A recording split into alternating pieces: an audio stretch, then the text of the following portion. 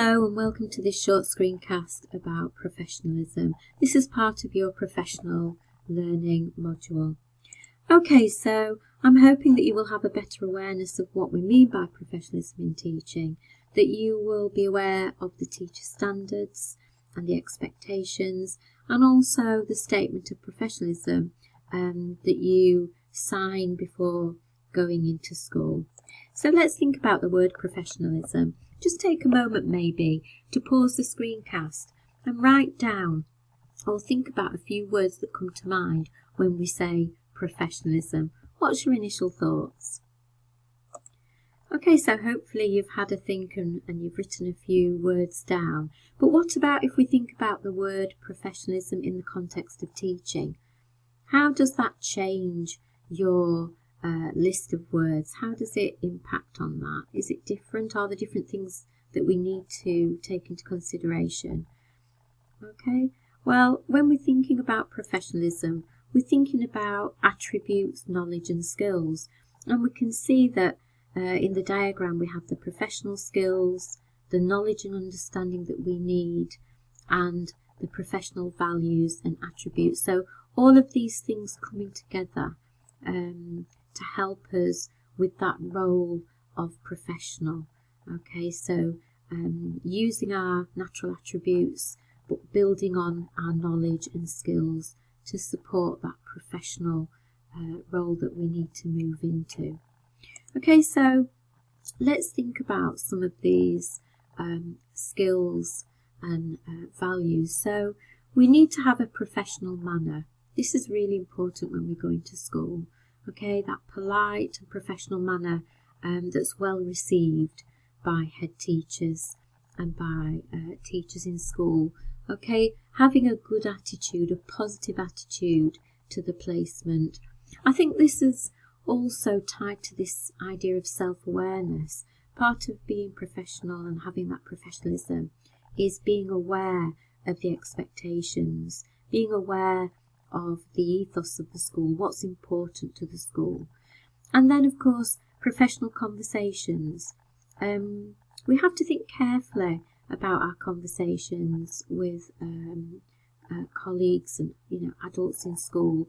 We have professional conversations with parents, with our mentor, with the head teacher. Okay, so making a good impression, showing that we know how to engage in that professional conversation. Okay, so professional attire is important. When we go into school, again, there is an expectation that we dress appropriately. Okay, so we're smart, we're comfortable, but we're smart.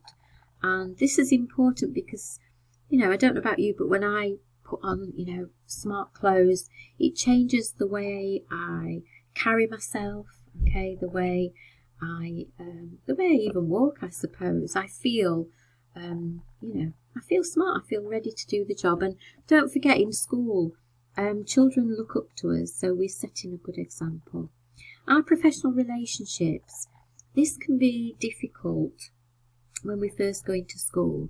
Okay, so promoting those positive relationships with staff and with children. And over time, of course, then we have that professional trust. They entrust us to be professional. And also integrity. Integrity is important and very much part of professionalism and working in school. Okay, so thinking about placement and your role, I think my advice or some of the things you need to think about are certainly around communication. So when you are communicating with your mentor, the best way to do that is through email and keeping your emails fairly formal. Okay, an email does provide an email trail, and this is important if things become a little bit complicated. I don't think it's a good idea to actually contact mentors through mobile phones and texting. That can sometimes get a little bit messy.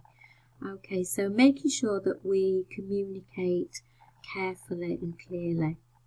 Timekeeping, of course, is important. Making sure that we get into school in plenty of time. okay, managing our time effectively. Also at the end of the day, you know, when the bell goes and the children go out of the classroom, it's showing that showing that you're hardworking. If a teacher is staying behind to prepare and get things ready for the next day, then, you know, we should be staying behind also. It doesn't look good if you dash out of the door as soon as the bell goes. Attendance.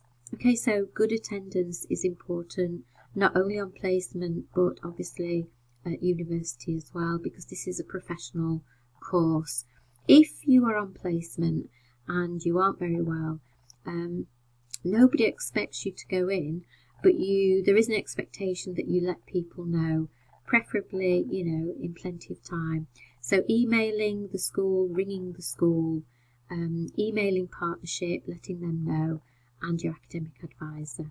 So responsibilities. I think professionalism is very much about this, showing the staff in school that you are responsible, okay, and that you follow through around those responsibilities. So if you say you're going to have your planning done for Tuesday and you're going to email the planning, then that's what you do. You know, if you have a responsibility to make sure that all the resources are ready for a lesson that you're going to teach, then, you know, make sure that that's carried out. So there is that professional expectation around the responsibilities, being organised, taking initiative. I think this also ties into knowing the duties and responsibilities of a teacher, knowing the policies in school, knowing what's expected of you. Okay, so thinking about working with others. Again, polite,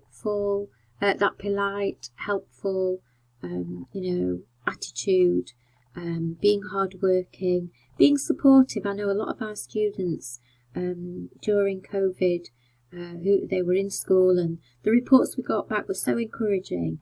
They were saying how supportive they were of the teachers and children in school. Independence, showing initiative, showing that you can actually carry out a project without sort of being prompted. Being reliable, this is really important. Okay, schools have an expectation that you will be reliable. They can rely upon you.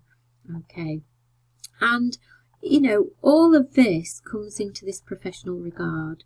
They will regard you as a professional when we start to show these attributes and these skills. So when you're working with children, you have to be very mindful of the way that you speak when they're, you know, in their earshot, or the way you communicate with children. Again, because, you know, there are certain expectations and you're a role model. Appropriate authority, so you will learn strategies to manage behaviour, and you know, again, it's a way of responding in a professional way. Appropriate boundaries, okay, so setting appropriate boundaries that are reflecting the school's approach to teaching and learning. Those professional responses, so responding to children in a positive way. Okay, there is no room for sarcasm in a classroom. So, you know, that response that really builds the children up, those positive interactions. It's very much about mutual respect. You respect the children and they respect you. And it's the same with adults in school. Okay, building a relationship on mutual respect.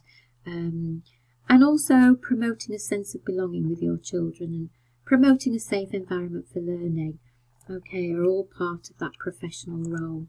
So we do have teacher standards that actually tell us very, very, very clearly what the expectations are around professionalism. So this is part 2, personal and professional conduct, part 2, part of the teaching standards. It says a teacher is expected to demonstrate consistently high standards of personal and professional conduct. So very much about behaviour and attitude. Teachers uphold public trust in the profession. Okay, so this is about ethics, isn't it? And integrity. And by treating pupils with dignity and building relationships rooted in that mutual respect. So observing those proper boundaries, okay, those expectations around a teacher's professional position. Having regard for the need to safeguard pupils. So again, promoting the well-being of the children in our care. And it also goes on to say about not undermining fundamental British values. This is all about inclusion and making sure that we promote this idea of tolerance, okay, ensuring that personal beliefs are not expressed in ways which exploit pupils' vulnerability. We have to be very careful about bringing our own personal beliefs into the classroom. Teachers must have a proper and professional regard for the ethos, policies and practices of school. Okay, so we have to maintain those high standards in attendance and punctuality. Teachers must have an understanding of and always act within statutory frameworks, so following the statutory guidance. Okay, so as part of your training before you go into school, you will be asked to just sign a statement of professionalism, and this is found on the portal. Okay, so the development portal, and you will be looking at this in tutorials with your academic advisor.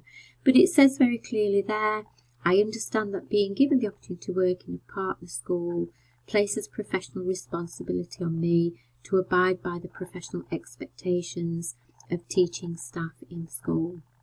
Okay, and it goes on to talk about notifying school about absence and how we go about that, making sure we let the placement team know they're notified. It gives you advice about how to do that, and seeking permission from head teacher and mentor and university. This is all about illness, particularly if there's a long-term problem.